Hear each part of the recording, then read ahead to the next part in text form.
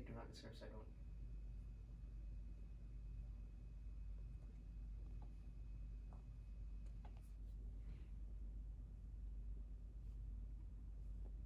So a little overview about this class, or about today's session.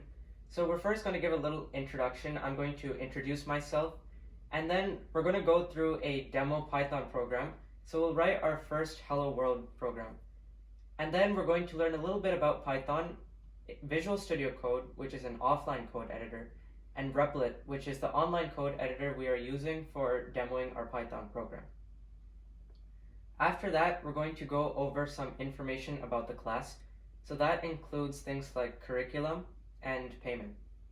And then at the end of the session, if you have any questions, I'll be having a Q&A session so you guys can ask me anything. So first things first. So my name is Pranav and I'm a sophomore at South Windsor High School, and I've had a few years of programming experience. So I've done Java, C++, and Python for competitive programming such as the USA Computing Olympiad, and I also have experience in Swift app development. So that's for iOS devices, and I've created and published 3 apps to the iOS App Store.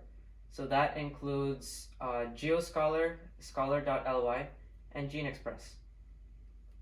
And recently I published the Python Starter Pack through Amazon and LeanPub.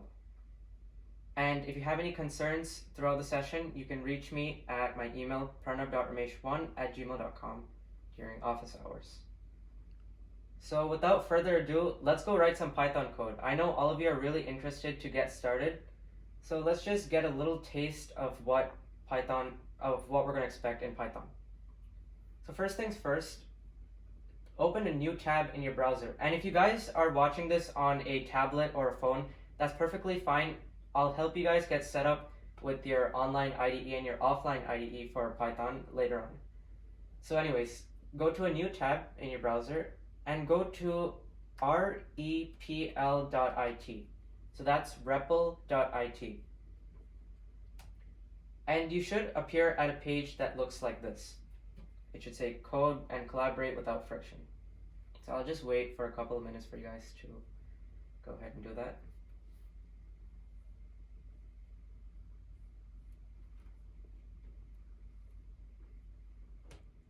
You can sign up with a GitHub account or a Facebook account, and you can even create your own Replit authentication system.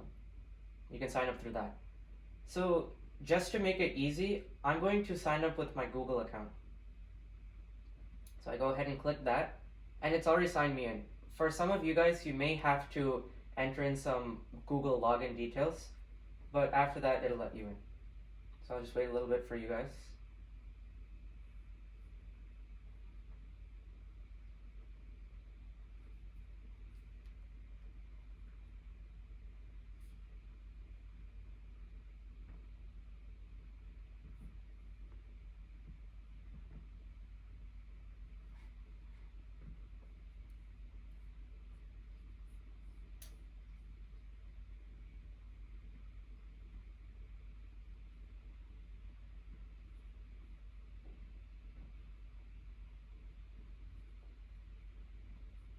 All right. And so the next thing we can do once we've logged in is we can click on create new REPL. So that's, So that's this blue button right here. We click new REPL. And now we have this little pop-up window. So we want to search for Python. And we want to click the Python that just says Python, not 2.7, because that one's outdated and we're using Python 3.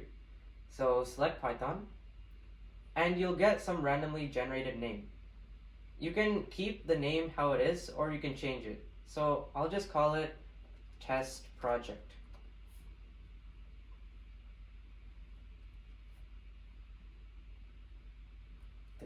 So once you guys have done that, you can click on create REPL.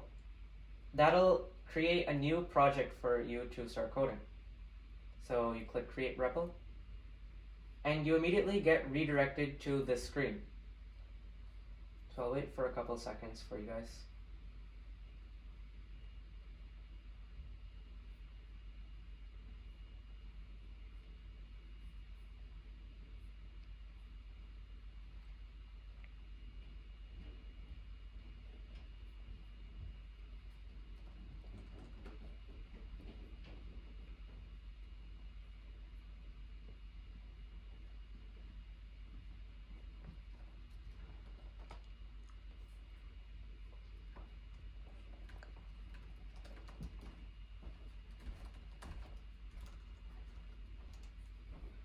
Alright, so the next thing we can do is we can start coding.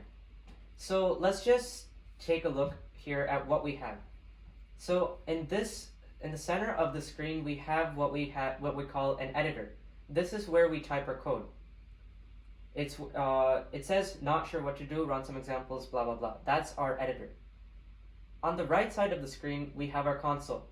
So whatever we type in our editor, whatever code we run, if it's going to print something to the output, meaning that it's going to tell the user something, then it's going to write any output right here in this blue area. So let's write our first line of Python. So type print, and then in parentheses with quotation marks, hello world.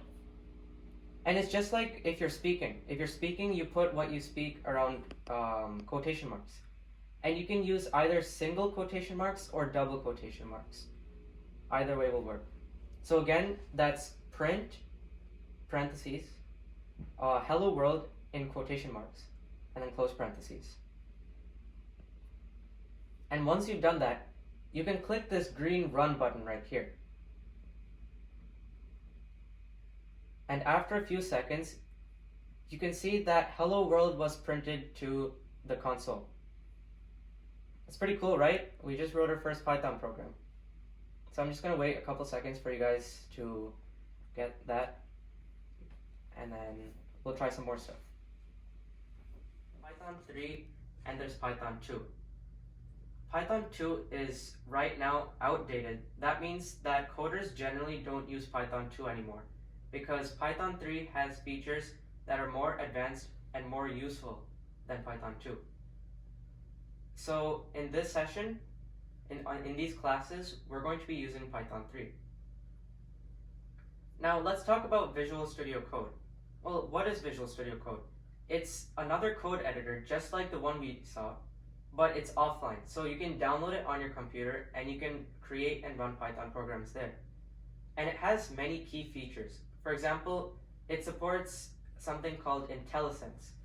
And that means that there's optimal code highlighting and syntax correction. We'll learn about things like that later. And then there's also debugging. So debugging is useful because if you're writing your Python program and your program is making some logical errors in different places, then you want to know why it's doing that to generate random numbers. And then after that, we're going to look more into Boolean expressions and binary numbers. So the next thing after Boolean expressions is conditional statements. And we will use Boolean expressions to create conditional statements where our code can figure out what to run, what to execute based on certain conditions. So you can write any Python code here. So let's say print hello world. But the thing is that when we click enter, it'll compile all the code at that time. So you'll see hello world immediately. Whereas if you wrote this in the Python code editor, you would have to click run for your code to show up. So in my opinion, the interactive environment is good if you want to quickly run some Python program or quickly test something out. But I always recommend that you stick to the code editor. That you first write your code and then you compile and execute.